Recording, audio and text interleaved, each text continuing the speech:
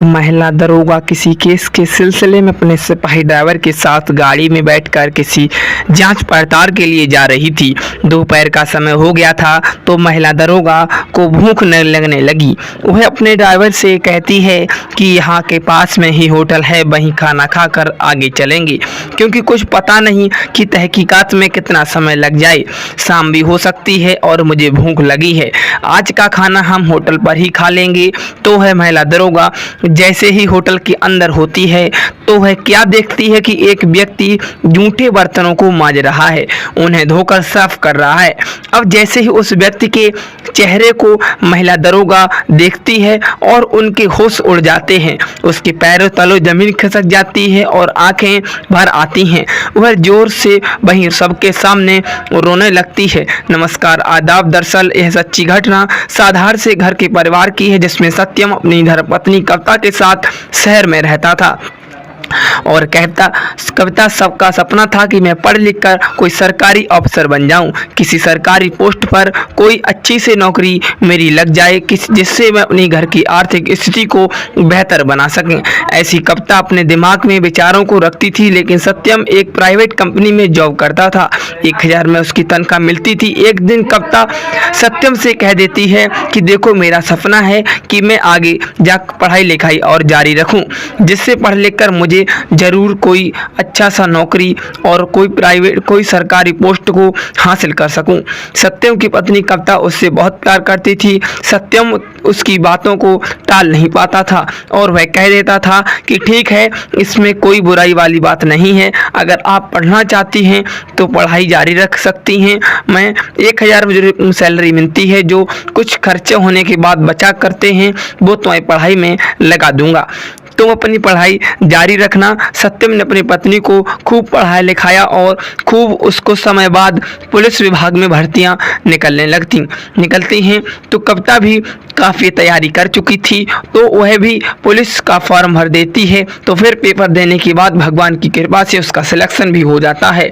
उसकी मेहनत आखिर रंग ला ही गई। सब इंस्पेक्टर यानी कि दरोगा की पोस्ट पर उसकी नियुक्त हो जाती है। अब सत्यम और कविता दोनों बहुत खुश थे। कविता एक महिला दरोगा बन चुकी थी, उसकी खुशी का कोई ठिकाना नहीं रहता है। सत्यम और कविता दोनों अपने अपने यार दोस्तों से, रिश्तेदारों से खूब खुशखबरी दे देते हैं। अब जो भी रिश्तेदार घर पर आता है तो कविता को बहुत मुबारकबाद देता है, कहता है कि मुबारक हो, आप तो एक दरोगा बन गई हो। शिक्षक जितने भी यहाँ पे आते हैं वो भी सभी कहते हैं, तो कविता को बधाई देते हैं और बधाई हो, आप सभी को नौकरी मिल गई। सत्यम भी जितने यार दोस्त आते हैं वो भी पुलिस विभाग के बड़े बड़े ऑफिसर उनके घर पर मुबारकबाद देने के लिए आते हैं।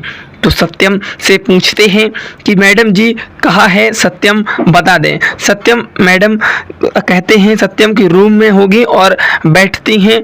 तो सभी लोग डायरेक्टली कविता के पास जाते हैं और उन्हें सैल्यूट करते हुए बधाई देते हैं। सत्यम और इस बातों को नवार गुजरती है। वह सोचता है कि जो भी व्यक्ति आता है वह सीधे पहले मेरी धर्मपत्नी के पास ही जाता है, उसी से मिलता है, उसी को मुबारकबाद देता है।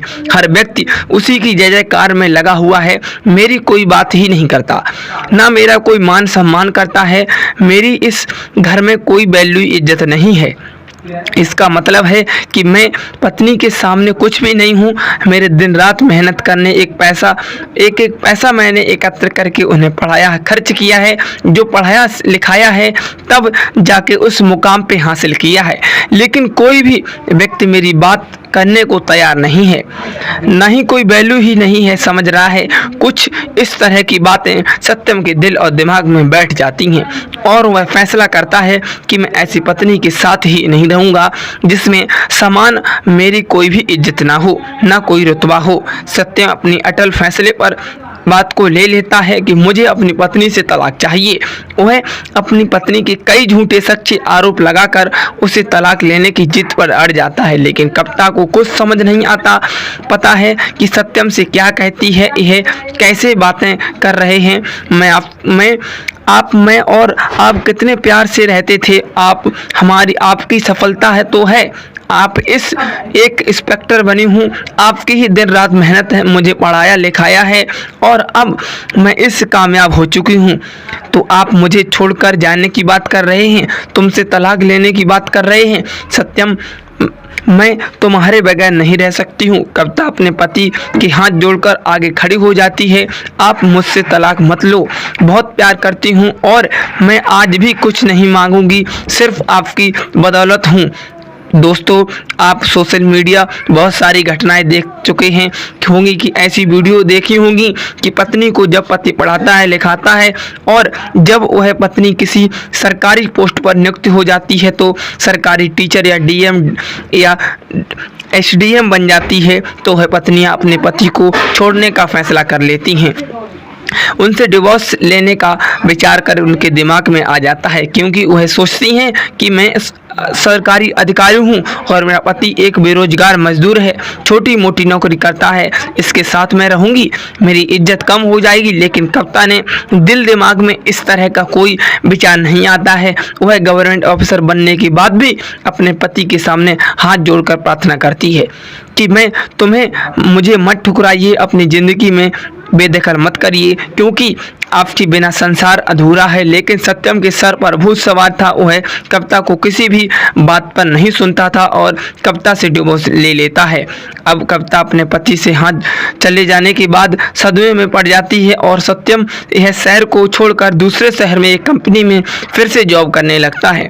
अब कविता भी खुद को संभालती है और विचार करती है कि चलो कोई बात नहीं, मेरे पति ने मेरे साथ नहीं दिया, क्या हुआ, लेकिन यह नौकरी मेरे साथ ही है जो मेरे पति की बदौलत मुझे मिली है और हमेशा इस नौकरी की ईमानदारी से करूंगी, हमेशा अपना फ़र्ज अदा इस पर करूंगी और नौकरी कर भी इसी आसानी से अंश आँच नहीं आने दूंगी।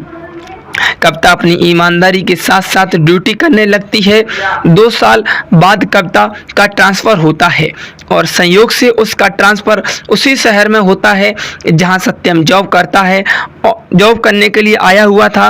तो दोस्तों, कविता एक दिन किसी केस के सिलसिले में अपने सिपाही ड्राइवर के साथ गाड़ी में बैठकर केस की जांच पड़ताल के लिए जा रही थी। दोपहर का समय हो गया था, उन्हें भूख लगी थी और अपने सिपाही ड्राइवर से कहती हैं कि आसपास कोई होटल हो तो वहाँ गाड़ी रोक लेना, भूख लगी है, खाना खाकर ही चलेंगी, क्योंकि तहकीकात का पता नहीं कितना समय लग सकता है, कब लौटना हो सकता है, कुछ कहा नहीं जा सकता, इसीलिए पहले खाना खा लेंगे। उसके बाद ड्राइवर थोड़ी देर आगे चलकर एक होटल के आगे गाड़ी रोक देता है। कविता होटल के अंदर जाती है तो क्या देखती है कि उसका पति सत्यम, जिसका 2 साल पहले तलाक हो गया था, वह इसी होटल में जूठे बर्तन को साफ कर रहा है, उन्हें धो रहा है। अपने तलाकुशदा पति को इस स्थिति में देखकर कविता के होश उड़ जाते हैं, उसकी पैरों तले जमीन खिसक जाती है, अपने आंखों में आंसू बहने लगते हैं।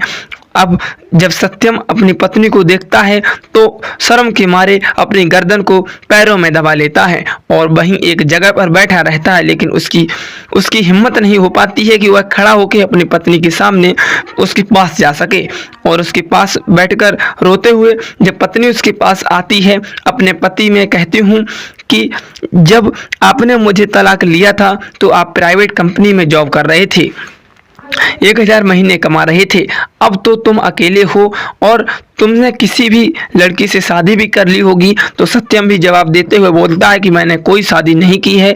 तो कविता पूछती है कि ऐसी क्या मजबूरी तुम्हारे सामने आ गई, क्या दुविधा आ गई थी जो तुम इस होटल में बर्तनों को साफ करने का काम करने लगे, क्या मजबूरी थी, तुम मुझे बताओ, तुम्हारे साथ क्या समस्या है।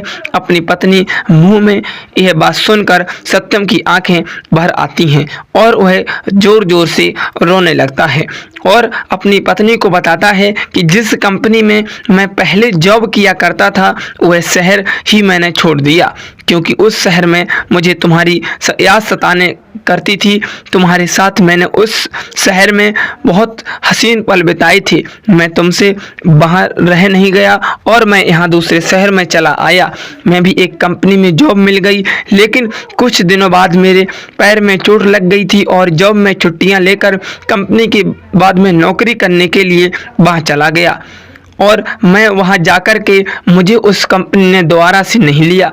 लेकिन फिर मैंने सोचा मेरी आर्थिक स्थिति बहुत ख़राब है, लेकिन मैं फिर से इस होटल में आया जहां अधिकारी से, मैनेजर से मैंने बात की तो उन्होंने कहा कि ऐसी कोई जगह नहीं खाली है, लेकिन एक जगह है जो जूठे बर्तन मांजने की है, आप वो काम कर सकते हो, तो आपको अभी से उस काम को करने लगो। इसलिए मैंने उसे कर लिया।